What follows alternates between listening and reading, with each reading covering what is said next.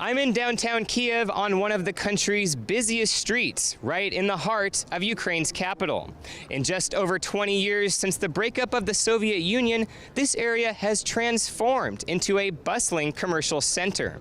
Streets are now lined with busy coffee shops, bars, and retail stores. And in recent days, they've been filled with thousands of football fans. Store owners here have never seen so many foreigners in the city at once. So JN1 came down to ask businesses how they're coping with all the excitement. The first place we visited was Lucky Pub, one of the city's most popular spots for football fans. We popped in to find out what it's like serving thousands of visitors from around the world.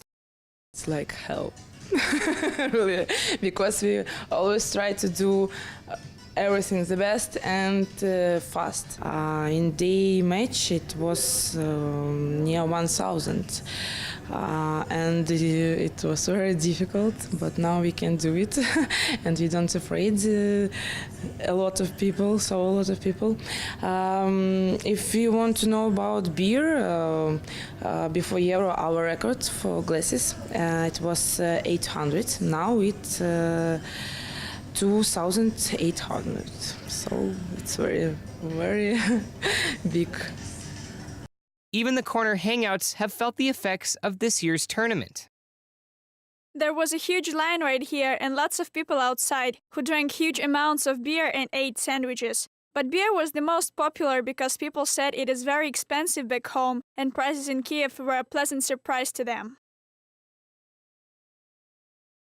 While shopkeepers around the city were helpful, many of them didn't speak English, a fact that could pose a problem for people coming from abroad. We asked fans if they had any trouble getting around the city with the language barrier.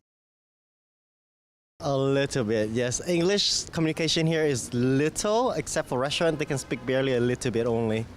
However, people are very nice, they are kind, they try to expression by hands or any other kind of expression for you to easy to understand. So I believe it's good, and I have no problem in here. Without using the old phrase, football's an international language. They know you either want, where's the game, what food, where's the restaurant, or, you know, I need another beer. That's all that anybody really needs to know.